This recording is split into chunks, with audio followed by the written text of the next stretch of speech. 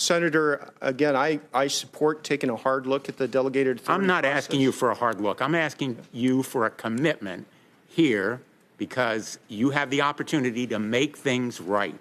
I'm reading these things. I'm not a pilot. I'm not an aerospace engineer. And yet I'm scratching my head going, whoa, something really wrong happened. You know a whole lot. Why didn't you react faster? You've not been telling this committee the whole truth. Time and again, this is my frustration. Boeing has not told the whole truth to this committee and to the families and to the people looking at this. You're the CEO. The buck stops with you. Did you read this document?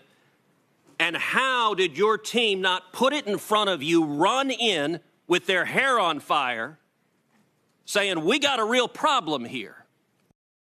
I guess so. That was Boeing CEO Dennis Muilenburg on Capitol Hill yesterday, facing questions from senators on the grounded 737 MAX jets. He's set to testify again in front of the House Transportation and Infrastructure Committee later today. And joining us right now to talk about what this could mean for the company and his leadership, Eric Dezenhall, CEO of Dezenhall Resources, is here. Also, Ron Epstein, research analyst at Bank of America.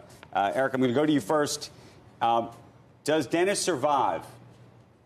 Well, there's a lot more we have to see. Look, you have to understand what a congressional hearing is and isn't. It is not a fact-finding mission. It is political theater where the objective is to take a witch into the Salem Village town square and stone that witch. If you are the CEO, you have two objectives, such as Muilenburg. Number one is to survive your beating without saying something profoundly stupid. And number two, to come across as a basically decent person who's trying. There is no other objective. It is simply, when we train people to deal with these things, we always tell them, you are not going to deliver a zinging point and solve the problem in the hearing. Your goal is to simply survive it. That's it. Hey, Eric, I just want to push back on this. You're talking about a situation where 346 people died. That's they died right. not in one plane crash, they died in two. And it was the company not acting faster between the first and the second that let the second accident happen. I don't dispute I understand media training and all of those issues, but I have to say, Ted Cruz was very effective when he drilled down and asked him, Dennis Muilenburg, what he knew, when he knew it. Finally got out of him that he himself had not talked to the pilot who had those earlier problems with the flight simulator or with the MCAS. Still unclear exactly what happened there. And I think that was damaging in itself because it showed that Dennis Muilenburg himself has not gone in and tried to figure out what happened and what went wrong. It's one thing to say you're very sorry, but if you are in charge of actually following up and figuring out what happened, he doesn't know because he hasn't spoken with the principal people involved with this. Well, but what I come back to is what is the achievable objective, not media training. This is a forum that is owned by the Senate.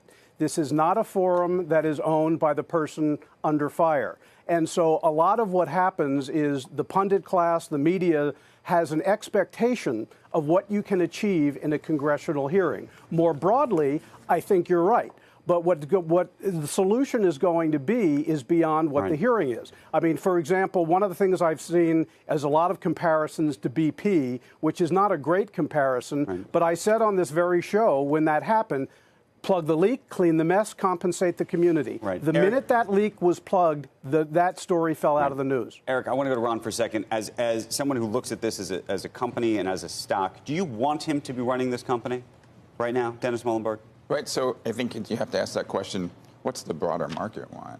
And that's the share and the share price has been, very resilient through the whole period. Right? And do you think that's a function of him? Do you think that's a function of the company, its legacy, and what people look at as the future? How much of that is about Dennis Muilenburg? The balance between wanting somebody who's been there, who knows everybody, versus the transition of bringing somebody in, but maybe having more trust with the public, having more trust with regulators? I think actually Dennis and his team are a big part of it, right? I mean, well, that's the question, are they? Yeah, I think the street thinks so for sure, right?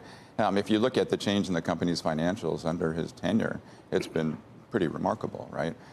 Everybody today values Boeing on its cash flow generation, and under Dennis's tenure and his team's tenure, because it's not just him, their ability to generate free cash flow has gone up markedly.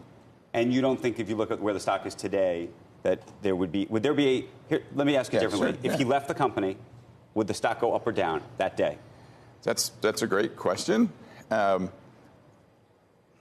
how do I answer this one? I mean, if you were a betting man, because we got to go to commercial. Yeah. Would the stock go up or down that day? My guess is the stock would probably go down that day because people would think, uh-oh, there's more going on behind the scenes than just what we know. Ron, thank you. Eric, thank you.